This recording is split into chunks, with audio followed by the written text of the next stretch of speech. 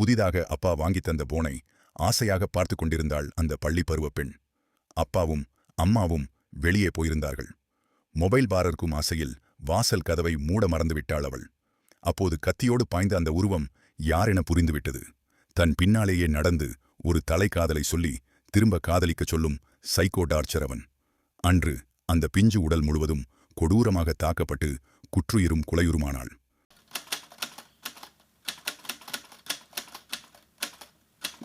மெய் அழகன் படத்தில் அரவிந்த் சாமி மனக்குழப்பத்தோடு பீர் குடித்த போதையோடு ஓடி வந்து கோவில் வாசலில் நிற்கும்போதுதான் அந்த பூக்காரம்மாவை பார்ப்பான்.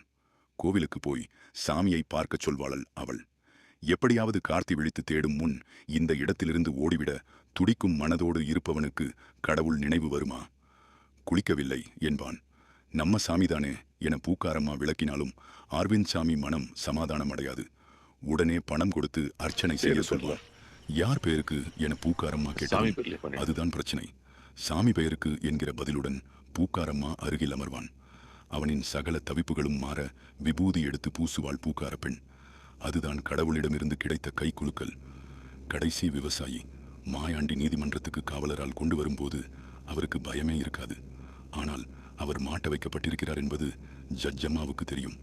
ஐயா, மயிலை கொன்னீங்களா என ஜட்ஜம்மா கேட்டதும் சாமி வாகனத்தை யாராவது கொல்லுவாங்களா என்கிற பதிலில் ஜட்ஜம்மாவுக்கு எல்லாம் புரிந்துவிடும். குலதெய்வத்துக்கு நெல்லு போட்டிருக்கேன், அதுக்கு தண்ணி பாய்ச்சணும் என்கிற போது அதெல்லாம் போக முடியாது என ஜட்ஜம்மா சொன்னதும் அதுவும் உசுறுதானுங்களே. தண்ணி இல்லைன்னா செத்துரும்னு சொன்னபோது ஜட்ஜம்மாவுக்கு மாயாண்டியை புரிந்துவிடும். 15 நாள் ரிமாண்டிற்கு பிறகு மாயாண்டியை அனுப்பினாலும் இந்த காவலர்கள் எதுவும் செய்வார்கள் என அவரை கூடவே சேர்ந்து வந்து வயல் வரைக்கும் அனுப்புவதோடு அருகில் நிற்கும் காவலரை நீங்களும் உதவி பண்ணுங்க என பயிர் எடுக்க அனுப்பும் அந்த ஜட்ஜம்மா செயல் மாயாண்டிக்கு கடவுள் தந்த கை குலுக்கல். இந்த ஜட்ஜம்மாவும் பூக்காரம்மாவும் குழப்பமான சூழ்நிலையில் மனிதனுக்கு உதவ கடவுள் அனுப்பும் விந்தை மனிதர்கள். அப்படிப்பட்ட பாத்திரத்தை யார் செய்வது என்பதிலும் கடவுளிடம் ஒரு நீதி இருக்கிறது.